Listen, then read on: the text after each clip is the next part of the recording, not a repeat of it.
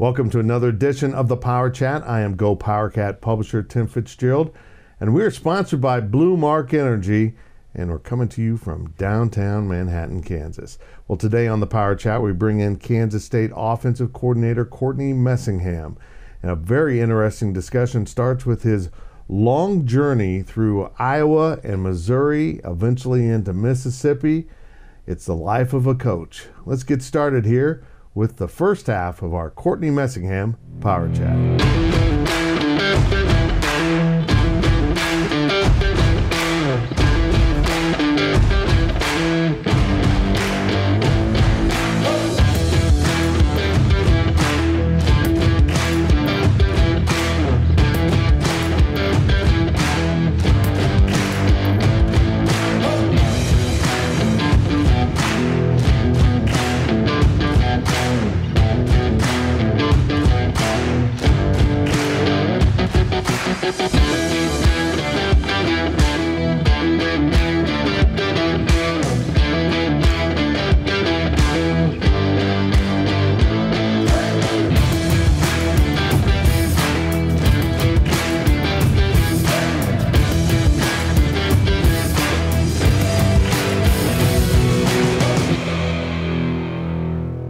Welcome to another edition of the Power Chat, sponsored by Blue Mark Energy here in the WTC Gig Powered Studios. I think I got everything out of the way. Kansas State Offensive Coordinator Courtney Messingham. Greetings, sir. Good to be here. It's morning. I'm not a morning person. This might be a sluggish interview, or the caffeine could kick in. It could be fantastic. I'm sure we'll be all right. Okay. Going back to Waterloo, where you grew up, and I honestly, showing how well I've done my due diligence on you, I didn't realize, although you didn't go to high school together, you did grow up with Chris Kleiman. Yeah, Coach Kleiman and I met, though I was probably in 5th grade. He was in 4th grade. Little League baseball. It was a good experience. Had good teams and had good competition. I mean, it was fun. What position were you in Little League baseball? I was a middle infielder and pitched some, and Coach was a middle infielder and third baseman and pitched some. Kind of everybody was a pitcher back then. Yeah, going through arms. Now, he's a year younger than you, so I want you to be honest here. Was he like the little kid tripping behind you? Hey, Courtney, where you going? No. Come on. No, obviously, both of us growing up kind of being sports guys, he was, even though being a year younger, his class in high school and as we were growing up had phenomenal athletes. Our class, one older, we had really, really good teams and everything, but that class that he was in had really, really good athletes in the whole city. And you went to public school, high school. He went to the Catholic school. Did you guys play each other? Yeah, back then it was large enough classes. The public school obviously we were the quote 4A or the larger class. Mm-hmm. Coach Kleiman's school was 3A, but still had plenty of players, and football was in a good place then, so we did play each other. Waterloo, Iowa, good place to grow up? I think I asked him the exact same thing. Yeah, didn't know any different. I mean, that's our whole. Both of our families grew up there, went to high schools there, and then went to college in the area. So we didn't know any different. We loved it. Northern Iowa, how'd you end up there?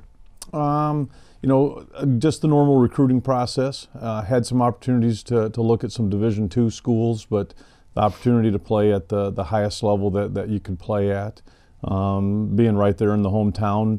My dad just said, well, if it was 2 hours away, would you pick Northern Iowa? And I was like, yeah. And he said, then why not go there, even though it's right here and basically in town. It was Waterloo, Cedar Falls, or basically twin cities. You don't know when you're leaving one to go into the other. And it was a good fit. We had great coaches, but also had a tradition of winning and wanted to go be part of that. Kind of the Minneapolis-St. Paul of Iowa. Very much so, yes.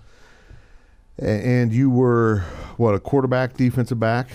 Yeah, went there as a quarterback, was our third string guy as a true freshman, so I got the opportunity to travel. But the guys in front of me were only 2 years older than me. So I moved over and played defensive back, was a backup. Actually, I've been asked before about Coach Kleiman, and he came in and played as a true freshman, was a starter. So I was actually his backup, which wasn't really a good setting to have. Yeah, exactly. So then played a bunch of special teams, and after the 2 years, then moved back over to quarterback. Does he remind you? Oh, very much so. Oh, yeah. That's a long time ago, Coach. Oh, yeah. So, yeah. You know, funny part about that is when we were at North Dakota State, Coach Kleiman obviously was the head coach. I was the offensive coordinator, and a guy named Matt Ince was our defensive coordinator. Right. Well, he's a Waterloo guy also. Wow. He and I are both public school guys, and Coach Kleiman was the head coach from the Catholic school, and he made sure we knew that as well. So kind of the cradle of coaching that we didn't expect, Waterloo, yeah. Iowa. Yeah, that's I don't know about that aspect, but it was a good place to be. I think you're all going somewhere, well, hopefully not anywhere from here. But you've been close with Chris, right? Yes. I mean, yep. Well, how would you describe your relationship with him? You know, when we got done playing, both of us knew that we wanted to coach. Probably never went more than a month or two without talking to each other. Had an opportunity to coach together in 1999, and then actually coached against each other when we were in small schools. I was at Upper Iowa, and he was at Loris, and we coached against each other. Interesting. Yeah.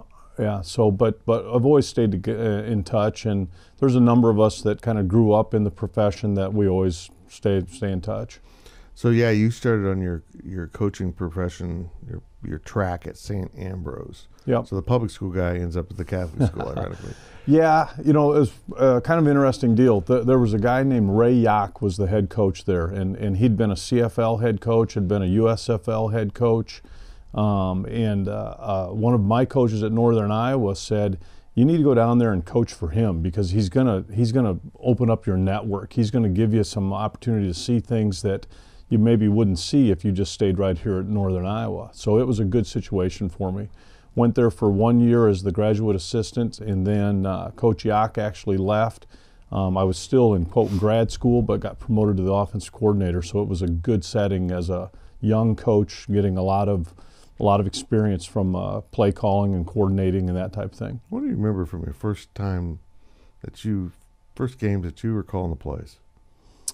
Well, it was kind of interesting. It's actually the second game of the year. My first year in coaching, Coach Yock was our head coach, but also kind of the offensive coordinator. And about 6 plays in, he's like, well, what do you want here? It's 3rd and 6. What do you want?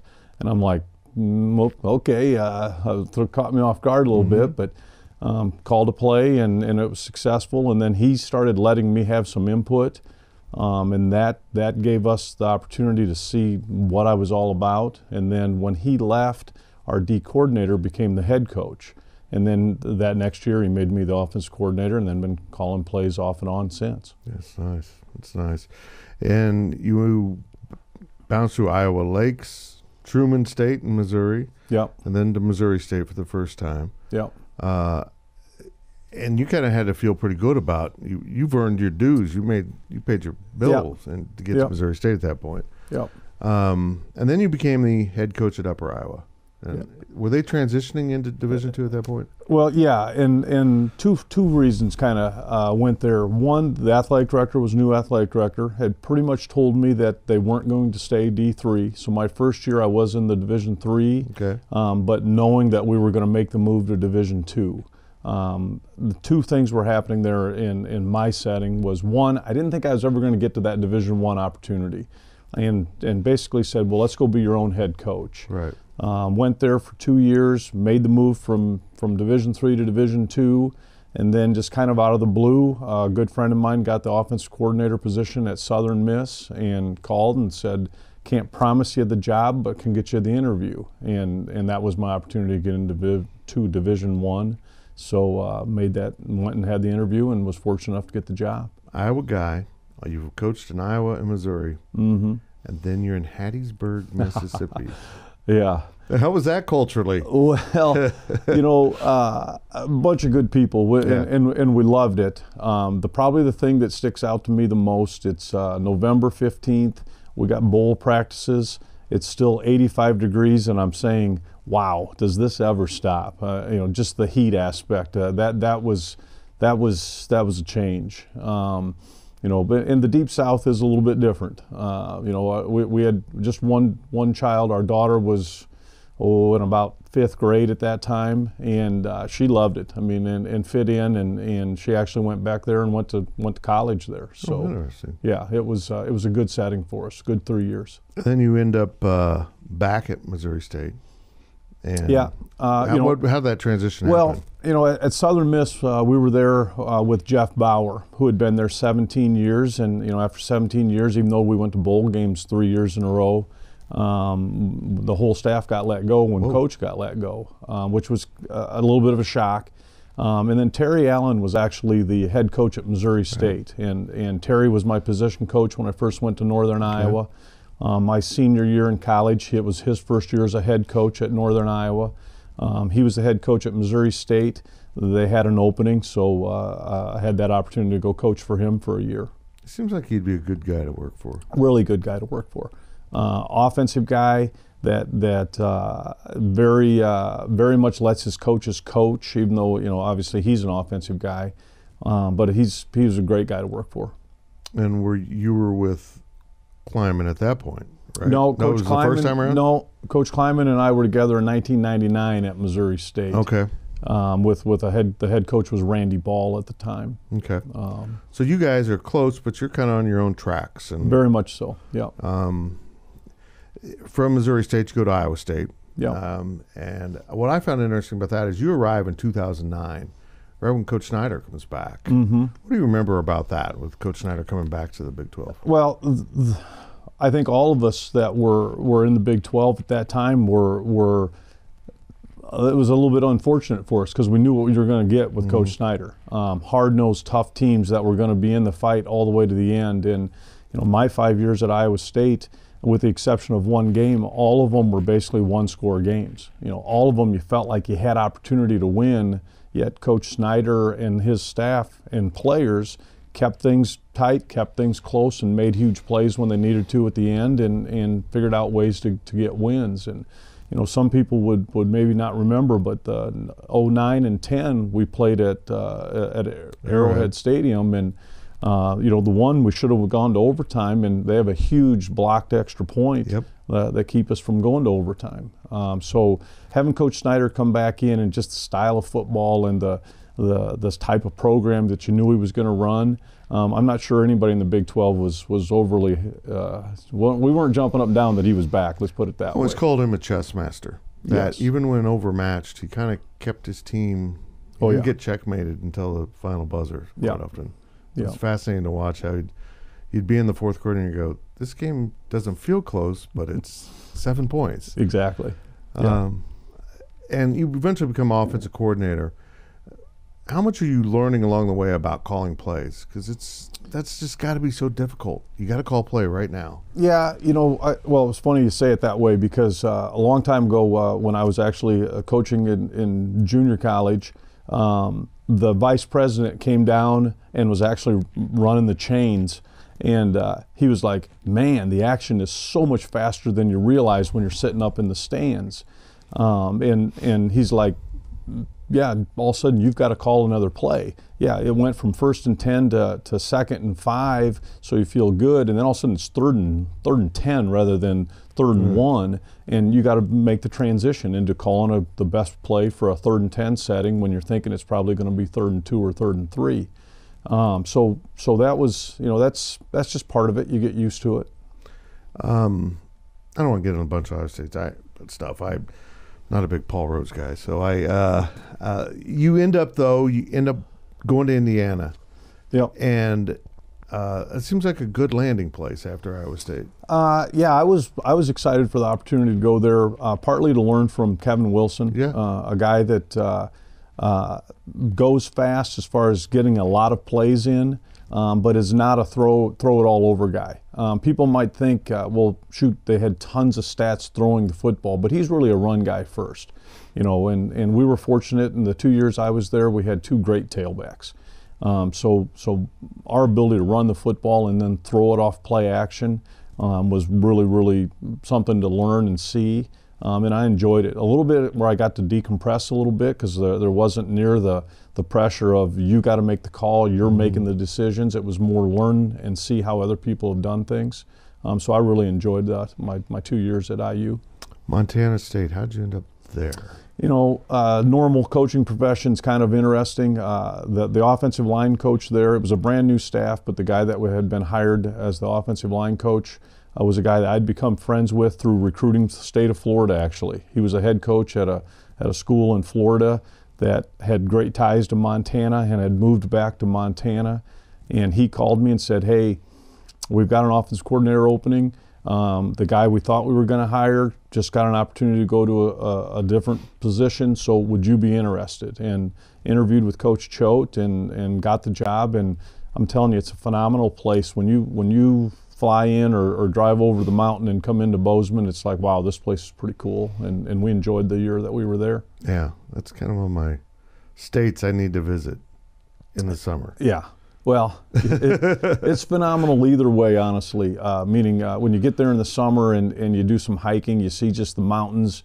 It's pretty cool, and a lot of it for me, I'm not a big outdoors person per se, unless it's playing golf. But just the driving around, seeing the sights, it's a pretty cool state. So you're kind of the anti-Hazelton, Yeah. The opposite. Yeah. Yeah. I think he'd be fine living under a tree. Scotty probably doesn't need running water, and probably doesn't. For me, I'm all in for seeing what's out there, but yeah, I like a shower and those types of things. Yeah, I always tell people I like to camp as long as it's at least a Hampton Inn. Yeah, you know, that's roughing it for me. I hear the you. Hampton Inn's really roughing it. Now you're 25 years plus into the profession, and you've been to the FBS level. Now you're back at FCS. Are you feeling like, I mean, what's going through your head at that point? You know, honestly, by that time, I'd kind of figured out, and not that I didn't already know this, but coaching's coaching. You know, when you score a touchdown or you make big plays, you see the excitement.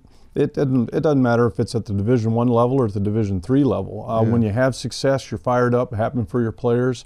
When you don't have some of the success you want, you're disappointed. It doesn't matter if you're at Upper Iowa or if you're at Kansas State. You know, when big plays are made, you're fired up, and when you don't maybe accomplish some of the things you want, you're disappointed.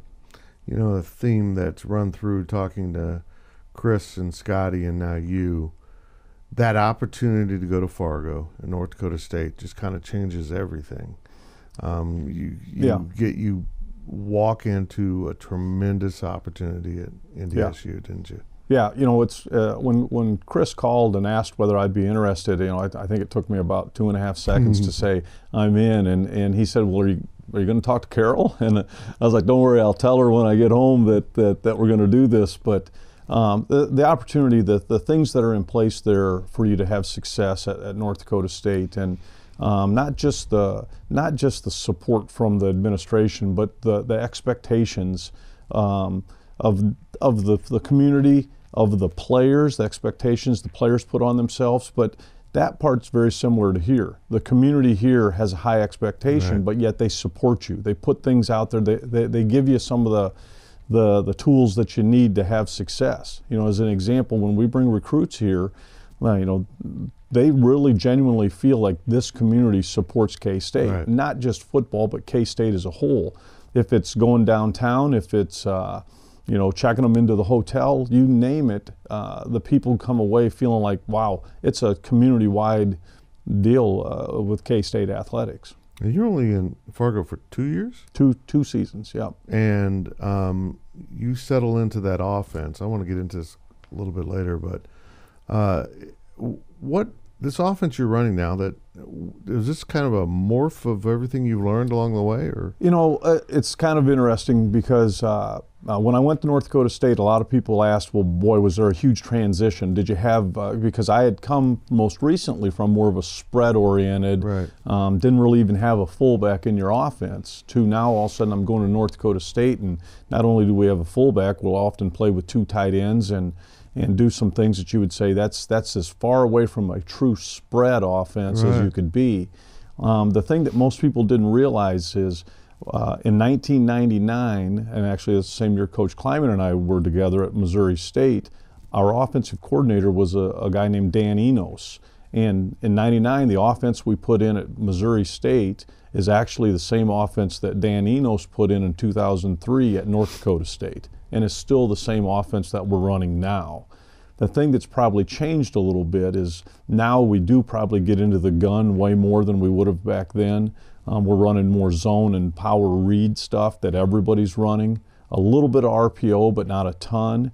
But the roots of it are still under center, running gap scheme, running zone scheme, using 2 tight ends at times, using a fullback. So it was a pretty easy transition for me because I was actually there and learned the offense before it was ever even installed at North Dakota State. But no matter what it is, I mean, whether you're in the spread or you're in, traditional pro set, it's about creating one-on-one, isolating a defender against the ball, right? Yeah, it's executing. It's putting guys in position where they can be successful. Yeah. Probably the biggest thing that we try to do is use the tools that each guy brings to the table. As an example, I didn't realize it until I was told after the game, but our first drive of the season this year, we used 20 offensive players in that first drive. I was on the count of that. I'm like, holy crap, what's going on here? Well, and the reason twofold. One, we want to keep as many guys engaged, as many guys feeling like I've got a legitimate role as possible. And then we want to find matchup problems. We want to put defenses in where they have stress, and hopefully we do that every week, not just the weeks where it's easy to find that the linebacker is going to struggle against this tight end. Well, that's not going to happen every week, but if we can keep using all the different things that a person brings to the table, it keeps them engaged. So Coach Snyder retires, and immediately Chris is tied to the job because of Gene Taylor, who you didn't work for because he was at Iowa by the time you arrived in Fargo. When did you kind of know that this was really a real possibility, not just media links? Probably not truly until Chris told me that, hey, I think I'm going to get a legit interview, because before that, you always know, being at the FCS level, there's always going to be some issues. People saying, well, wait a minute, can they make that move up? Where I would tell you, football's football. There's great coaches everywhere. X's and O's are important, but it's still relationships that you build that are the real key. It's getting guys all on board, pulling in the same direction. And that's one of the best things Coach Kleiman does is he gets you to understand, as an offensive coordinator, as a defensive guy, as a special teams guy, it's how do all of us get ourselves, just like Coach Snyder had done in the fourth quarter, where we're still fighting and have a chance to win a football game. And so when he did get the opportunity for an interview, then I knew, boy, this is a legit possibility. He gets the job. Did you know immediately you're going with him? No, and that was a hard. Did you try to get the head coaching job? I much more wanted the opportunity to come to the Big 12 if that opportunity was there. And Coach had some things that he had needed to do with the Kansas State program in general. Obviously, I felt comfortable that I was going to get an opportunity. Didn't know what that opportunity might be, but I definitely wanted the opportunity to come here if the opportunity was there. What were your perceptions of Kansas State football at that point? Hard-nosed guys that understand how to work, and guys that don't worry about, are we going to score 50 points every week. It's more, how do we figure out how to win football games. Great tradition, and I'm old enough to remember when that tradition wasn't here. Yeah. So because you played here, right? Definitely, yeah. Played 2 games, was on the sideline for 3 of them. So as a player, and then had coached here, obviously, against them. And my thoughts were, there's going to be a high expectation, which is phenomenal. You want that, but there's also going to be great support. And because I saw the changes that had gone on just at to the facilities.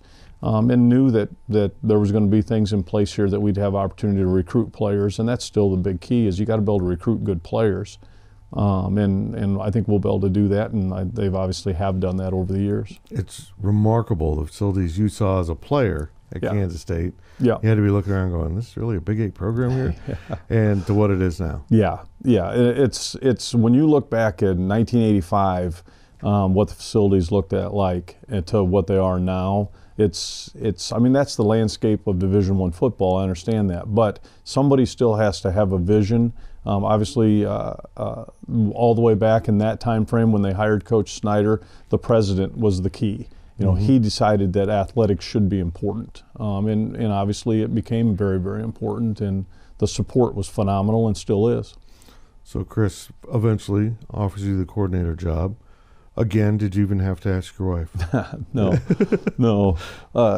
She understands the game, and obviously we've been together throughout this whole journey, and she knew that if the opportunity came, especially to work with Chris, that I was going to do that. Very good. Well, that gets us to the break here on this Power Chat, and after we return, I'm going to ask him about the biggest topic of all, Courtney Messingham's golf game. Welcome back to the Power Chat with the Kansas State offensive coordinator Courtney Messingham from the WTC Gig Parrot Studios. We got your career kind of covered in the first half of this, and it's a long journey, and there has to be a sense of permanence now being at Kansas State. You guys win 8 games, and you kind of got to feel like you're settling in, because assistant coaches in general, are kind of vagabonds. Mm-hmm. And to find that spot where you can settle in has to be nice. Yeah, very much so. But it's got to be the right place. Meaning you got to feel comfortable. Your family's got to feel comfortable. The good part for us is we just have one, but our daughter lives in St. Louis. 5.5-hour drive. Her ability to get over here for all the home games has been great. And then, us as a family just enjoying the place that you're at. Right. And the second part is having a legit opportunity to win on the football field. So if you have that opportunity where you feel like you can compete and have chances to win, and then you feel good about, just from a family standpoint, it's a great fit, and Manhattan's been great. Yeah. When North Dakota State fans came down for the game a few years ago, I was just struck by the similarities between the fan base, the kind of almost obnoxious fandom, just addiction to the team. Yeah. And of course, it's, really rabid in Fargo because you guys kept winning and winning and winning. But it never quite went away here, even though the peak came down the backside. But being able to pick up a program with those kind of expectations has to be nice. Yeah, and I think there's, and now that I've been in a number of places, obviously, and some of them truly understand what it means to support a program. And Kansas State, administratively and from a fan base, understand that there's going to be ebbs and flows, but you got to be all in. You can't be the fair weather fan that becomes when all of a sudden we have that year where you're winning 9, 10, 11 games where now I'm a supporter. And they've had great support here, and they've won tons of football games, obviously. But even when it's maybe a, quote, down year, whatever that might be, the fans still are all in. And that's part of why this place is as special as it is. And it's been breakneck for you. I mean, you guys arrived, you had recruiting to do, you had to get ready for spring football, you go through the season, more recruiting, bowl game, more recruiting. Yeah. Thank you for coming here on your first vacation day since the season. It's, people don't understand. It just doesn't stop, and you finally got to a little pause before spring football. Yeah, well, the average person, not being negative to them, they think, well, what do you do with all your time off? The season's over. What do you do with your time off? Well, college football is really, it's 24/7, 365, and especially with the advent of telephones that you can carry with you, and the internet and social media, all the time you're on your phone DMing someone or texting someone, and at times I feel like, well, I wish it was 1990 again, where you didn't have all that access to be able to continually recruit them all the time. But you have to now, because recruiting is the lifeblood of your program. Will you be golfing on this time off? It's not exactly good golf weather in Manhattan, Kansas right now. Well, that's the one good thing, though, from a golf standpoint. Manhattan is far enough south that we do have days where it's nice enough and you can get out and play. Day. Yeah, and because shoot, when it's 55 to 68, which I think it was just a day or so or a few days ago, you can get out and play, and I love to play the game, and if opportunity comes, I'm going to go play. How good of a golfer is Courtney Messingham? Come on. Above average, but a long ways from real good. When did you kind of fall in love with golf? Crazy enough, it goes all the way back to grade school. Really? Well, even though Waterloo's a northern city, phenomenal golf deal for young kids. People would think I'm making it up when I tell you that it cost us $2 for the entire summer, and we could play 3 courses, Monday, Tuesday, and Wednesday, and for the entire summer it only cost $2. Not $2 each time, $2 for the year. Wow. And we just had to be off the course by 1 o'clock. And then as you decided golf was important or you wanted to do it more, a season ticket was only about $58 for the entire summer, and you had the same rights as an adult. So we all grew up in that community playing golf. Including Chris. Yes, sir. You guys still golf? Do you team up, or are you competitive against each other? No, we're competitive, but golf is much more of a little bit of a relief and a downtime, and we'll competitively play, but we might play for a quarter a hole or a dime a hole, because it's not about how much you're going to possibly win. It's about who ends up winning. Exactly. Yeah. Do you beat him? Periodically. He is my boss. So. He seems like a good boss, though. He is. He is, and he's a good golfer. But he's a good athlete. So. Still, he keeps himself in pretty good shape. Yes, sir. Got some guns on him. I don't know about that. How bad is the beard on Scotty Hazelton? What do you think of the beard? Well, I love it, actually. Sure. You're just nice to everyone. No, it defines him. It does. It's his personality. It is, I think he had to trim it up a little bit before we had our first pictures when we got here. So funny. It defines him. It's who he is. And that's part of why our staff is so good together, is because we've got a variety of guys and experiences, yet most, not all, but most of our staff has come up through and have understood that it's more about the people and how you interact with them, not about where you've been all the time. Scotty is a small college guy as well, that had an opportunity to go all the way and was very successful coaching in the NFL, but yet played at a small college level and then coached at that level, coached at North Dakota State. Van Malone coached at North Dakota State. It's crazy. There's a bunch of us that understand that it's more about the people than it is about the how big the stadium is. Chris brings 4 of you from Fargo, and then it kind of turned into an eclectic mixture of guys on the staff. Now, offensively, you've got 3 of you from North Dakota State, but it really seemed to have clicked. Everyone just kind of settled into a spot. And I would say that most of us had some tie to someone, that you knew who and what you were getting from a person. Because Coach Kleinman's still all about making sure they're going to fit.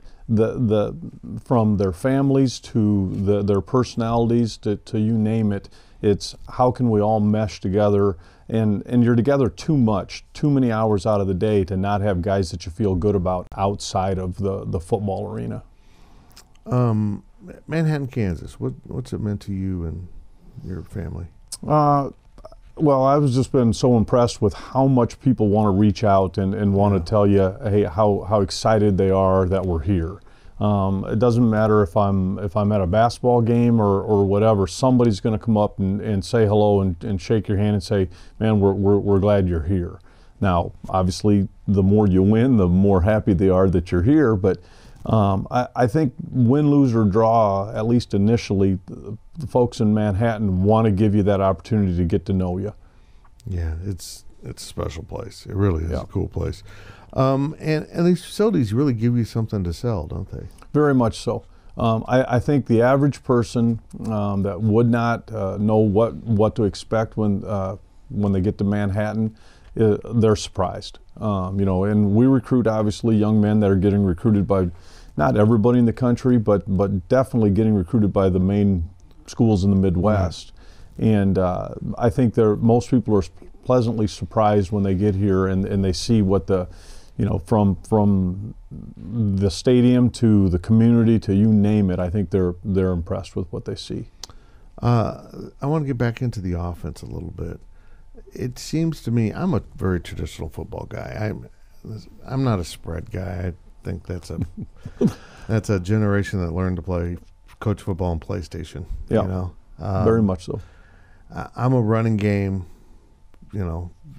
Let's go assert our will on the other team. This has got to be a fun offense to coach.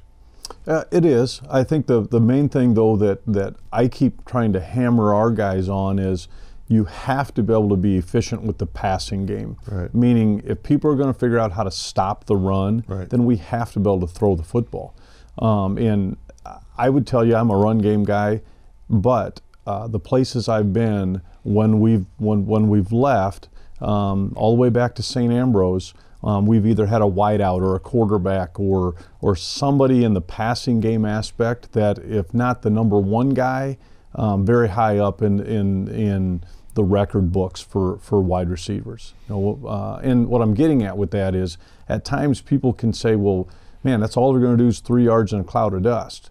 No, I played for, what you would know the name, a lot of people maybe wouldn't, but I played for Earl Bruce for a year. Now, he's 3 yards in a cloud of dust guy. He's very old school. Yeah, I have no desire to be that. I want all of our offensive guys to feel like I got a legitimate role in this thing, and that we're going to throw the football, but we're going to throw it by setting it up a little bit through the run. Now, Easton Stick, who's obviously an extremely good football player for us at North Dakota State, there were games where the first 25 plays he threw it 12 times. And you'd say, wow, really?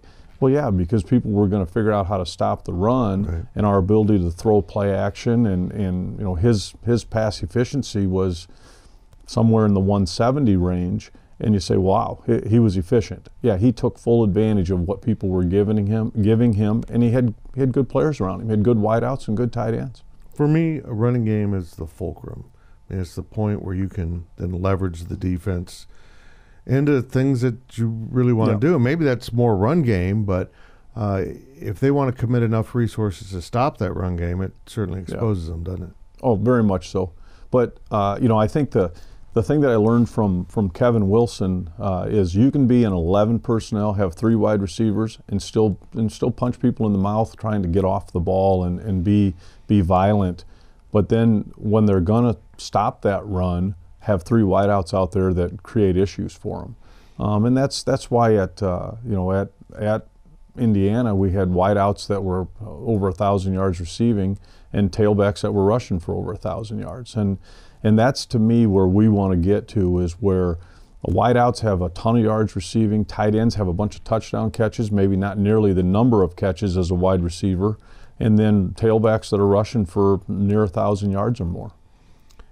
And you inherited a situation here where you had a veteran offensive line that the way Connor Riley might go about doing business is a little bit different, but they were used to being physical, being run-based. I mean, you could have gone into a place where, we've been pass blocking. We don't really know how to do this. Yeah. And a quarterback who understood the system and seems to fit the system really well. It's just got to be amazing. The bigger deal probably was their desire, being those O-linemen, to learn a new system and not balk at it. Because it could have been very easy for guys that have had 30-plus starts to say, hey, we got this figured out. No, that's not how we do it. Yeah. And they jumped right in with Coach Riley and said, okay, I'm double teaming. I'm calling it a different name maybe when I'm communicating, but it's still double teaming. I'm down blocking now. You might be asking me to use a little bit different technique, but I'm still double teaming down on a down block scheme. And attribute to those 5 guys, and really attribute to Skyler, open-minded, wanted to be sponges and learn a new way to do things. But the bottom line is still, it's football, and they had played a bunch of football and were ready to learn a new way to do it. When you go back and look at some of the games this season, and particularly maybe the Liberty Bowl, does it kind of, do you go replay it saying I should have done this, should have done that? Oh, very much so. Yeah.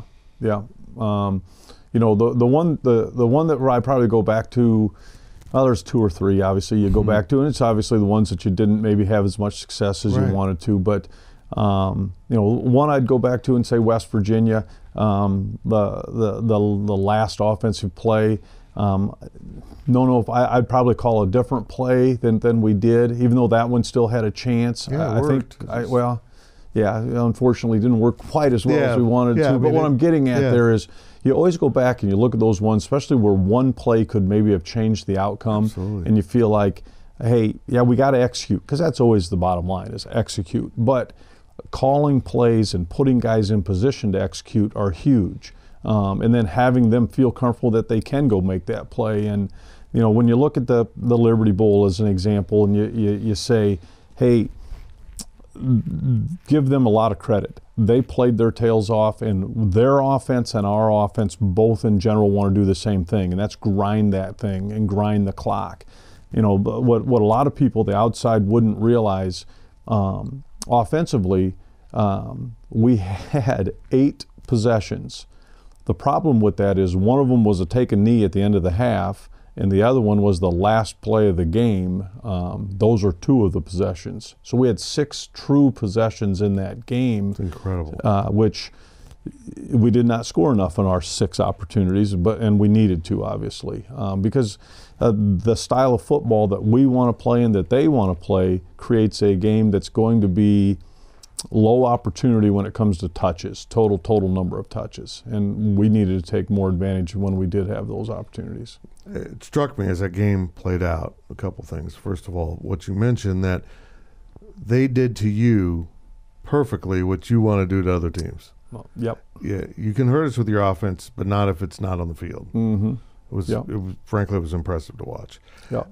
The other thing was that opening sequence of plays all should have worked, but the execution, drop, underthrow, drop. You should have had a series of big plays early that would have changed the game. In my mind, that changes the whole dynamic of the game twofold. One, our offensive mindset, truly feeling like, hey, I think we've got a good beat on who they are as a defense, and we've got them on their heels.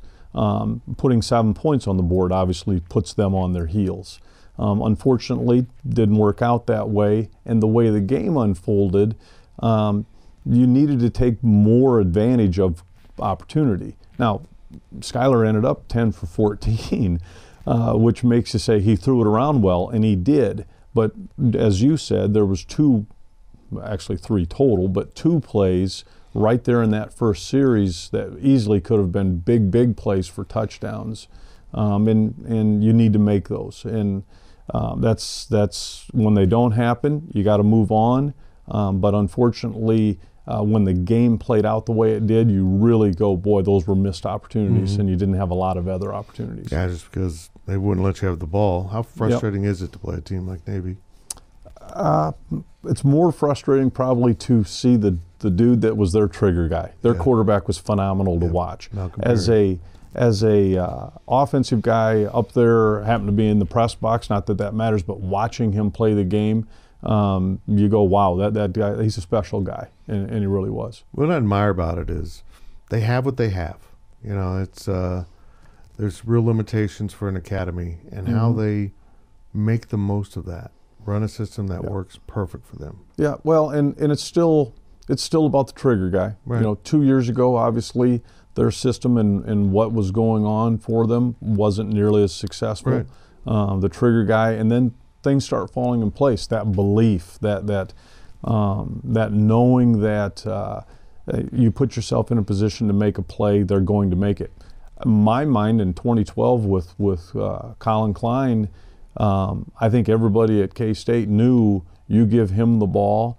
Doesn't matter if it needs to be the last drive of the game or if it needs to be just moving the chains, he was going to make it happen. And that's what I think is so important, is the mindset, the belief, the knowing the guy next to me is going to make that play when it comes to him. And knowing that if that's you, that's good. You know, make that play. 8-win season, even though the bowl game didn't work out. That's got to feel good. It kind of builds on that belief that you guys are going to win and get it done. And yeah, you know, I would say that the 8 wins isn't maybe the key. It was starting out fast, having a big win on the road at Mississippi State, and then having some adversity. Did not play well against Oklahoma State and a Baylor. Now, ended up being Baylor was probably a little bit better team than most people would have thought, but still we didn't play as well and didn't make as many plays as we could have. And then having what I still consider to be a big win against TCU. You know, Coach Patterson has done a great job over the years. You know that you're going to be in a fight when you play a TCU, and we figured out how to make plays. And then to go play the way we played against an Oklahoma, you start getting some true buy-in where the players feel like, you know what, if we do execute, if we do understand the why when we're learning the system, it'll work. And that hopefully then helps us in the recruiting process, because our players can sell to those high school young men that, no, I'm telling you, the system works. The style of football we want to play works. The environment that you're going to be in works. And that's, like I go back to, it's still about getting the right people in here, and those are the right players in here. Use fullbacks and tight ends.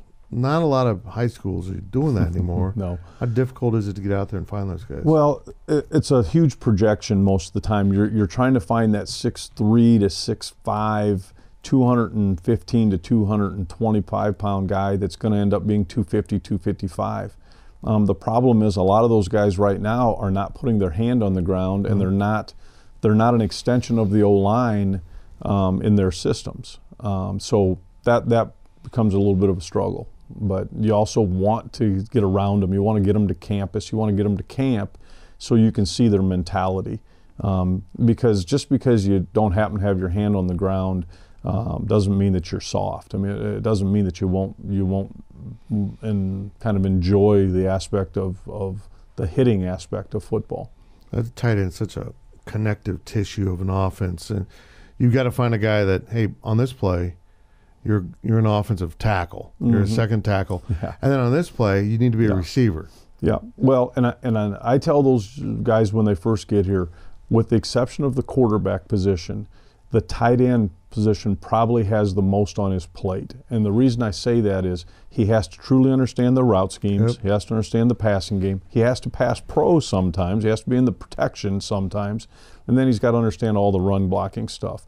Now, obviously the QB, I feel like he's got a little more on his plate because of the whole offense. Sure. But from the tight end position, you've got to really understand a bunch of football.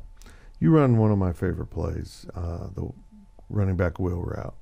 What, did that come out of that North Dakota State system that was up there? And it's really kind of caught on, hasn't it? Yeah, you know, the biggest thing there is if you can't run the ball very successfully, though, it generally doesn't work as well for how we're trying to set it up. Because we're trying to set up a lot of the wheel stuff with the running back running the wheel off of a play action.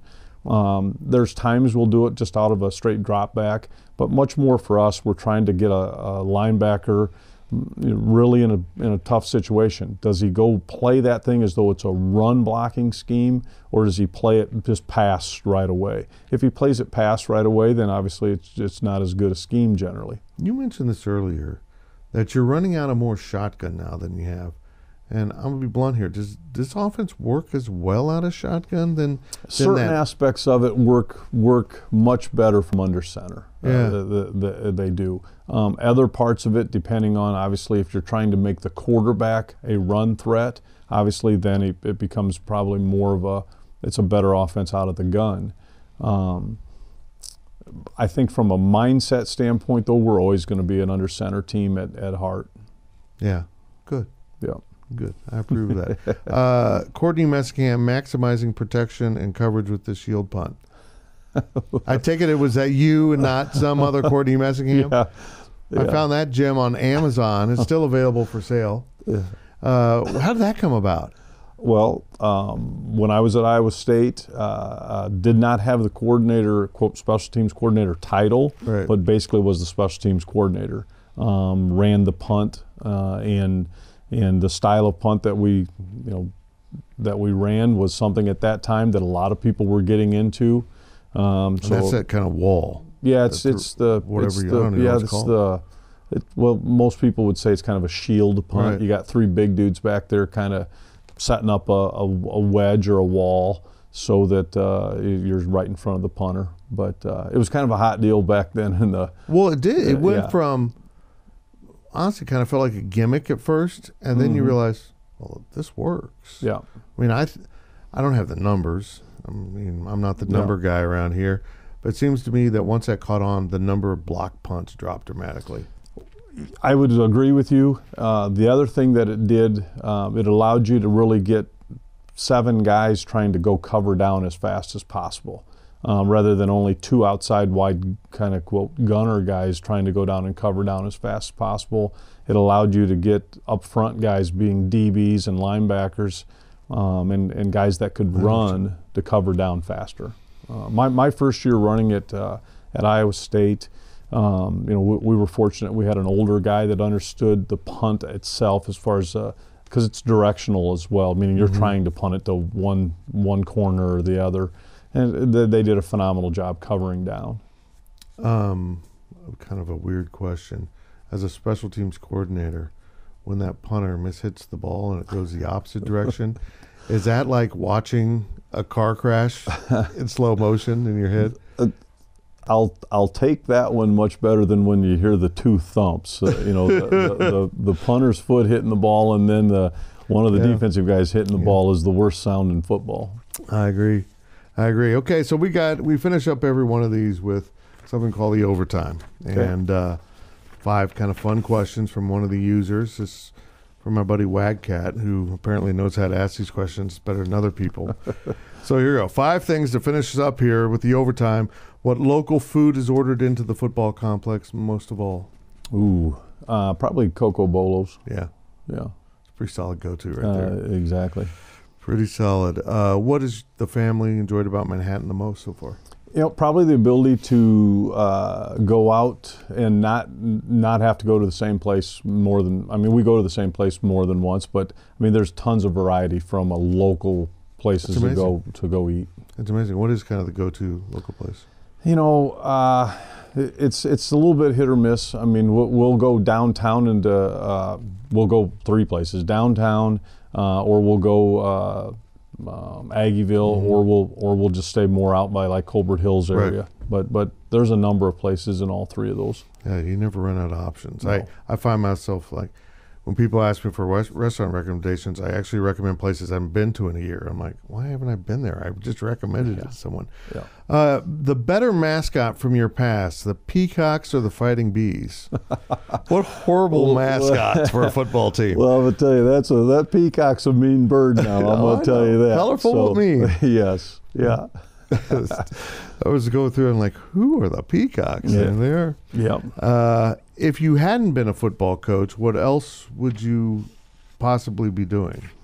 Well, it's kind of interesting. I'm a manufacturing major with a master's with a master's in business. Probably would have went into quote the real world and gotten a job at like John Deere or something like that, because John Deere's huge. In Waterloo. Would you be happy? As long as I was playing a lot of golf on my downtime. There we go. And finally, Coach K really well. Outside of golf, name the kind of odd skill, ability, game sport he's good at that people wouldn't guess. Well, I think maybe people would guess, but anything that's hand-eye coordination. That's why he was such a good hitter when we were growing up in baseball. That's why he's if he's playing basketball, he can shoot the 3-pointer. His hand-eye coordination is big time, and that's why he's such a good golfer, is his ability to putt. Good boss. Seems like a good boss. Seems like open to ideas. Lets us do our job. Is a guy that I think the players understand it, and us as coaches understand. I'm not going to micromanage. You're our quarterback. Figure it out. Understand it. Take the coaching. You're my offensive coordinator. Figure it out. Lead this side of the ball. He gives great input. Not afraid to give input by any means, but he's hired us to do a job, and he lets us do our job. That's good. I like that management style. One thing I forgot to ask you about, they just announced that the spring football schedule and no game this year. You're going to have the open practice on a Friday. I'm a fan of that. I know maybe I'm out of the norm on that, but how do you feel about a coach? From a coaching standpoint, I'm much more would like to scrimmage, but don't want to use an entire padded practice for a game setting that most of the time you're scared about all the media that's there, so you're only doing certain aspects of your playbook. I'd much rather say, hey, let's practice. Whatever people happen to see, they happen to see, but let's get the most out of it to keep getting our guys better. Stay scared of the media. We're shifty. We're very shifty. Yeah. That's going to do it for the Power Chat with Courtney Messingham. We will see you real soon with another talk.